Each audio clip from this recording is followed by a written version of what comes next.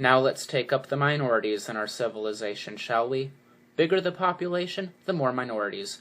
Don't step on the toes of the dog lovers, the cat lovers, doctors, lawyers, merchants, chiefs, Mormons, Baptists, Unitarians, second-generation Chinese, Swedes, Italians, Germans, Texans, Brooklynites, Irishmen, people from Oregon or Mexico.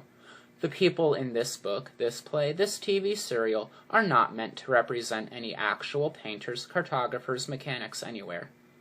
The bigger your market, the less you handle controversy. Remember that. All the minor minorities with their navels to be kept clean. Authors, full of evil thoughts, lock up your typewriters. They did. Magazines became a nice blend of vanilla tapioca. Books, so the damned snobbish critics said, were dishwater. No wonder books stopped selling, the critics said, but the public, knowing what it wanted, spinning happily, let the comic books survive. And the three-dimensional sex magazines, of course.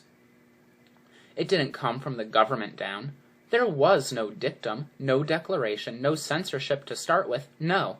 Technology, mass exploitation, and minority pressure carried the trick, thank God. Today, thanks to them, you can stay happy all the time. You are allowed to read comics, the good old confessions, or trade journals. And with school turning out more runners, jumpers, racers, tinkerers, grabbers, snatchers, flyers, and swimmers, instead of examiners, critics, knowers, and imaginative creators, the word intellectual, of course, became the swear word it deserved to be. You always dread the unfamiliar. Surely you remember the boy in your own school class who was exceptionally bright, did most of the reciting and answering while the others sat like so many leaden idols, hating him. And wasn't it this bright boy you selected for beatings and tortures after hours? Of course it was. We must all be alike. Not everyone born free and equal, as the Constitution says, but everyone made equal. Each man the image of every other. Then all are happy, for there are no mountains to make them cower, to judge themselves against. So, a book is a loaded gun in the house next door. Burn it. Take the shot from the weapon. Breach man's mind. Who knows who might be the target of the well-read man? Me? I won't stomach them for a minute. You must understand that our civilization is so vast that we can't have our minorities upset and stirred. Ask yourself, what do we want most in this country, above all? People want to be happy, isn't that right?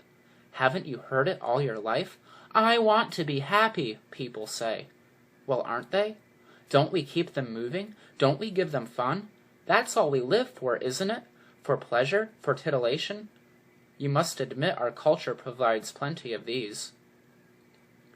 Colored people don't like Little Black Sambo? Burn it. White people don't feel good about Uncle Tom's Cabin? Burn it. Someone's written a book on tobacco and cancer of the lungs? The cigarette people are weeping? Burn the book. Serenity. Peace. Take your fight outside. Better yet, into the incinerator. Funerals are unhappy and pagan? Eliminate them too. 5 minutes after a person is dead, he's on his way to the big flu. The incinerators serviced by helicopters all over the country. 10 minutes after death, a man's a speck of black dust. Let's not quibble over individuals with memoriams. Forget them. Burn them all. Burn everything. Fire is bright and fire is clean.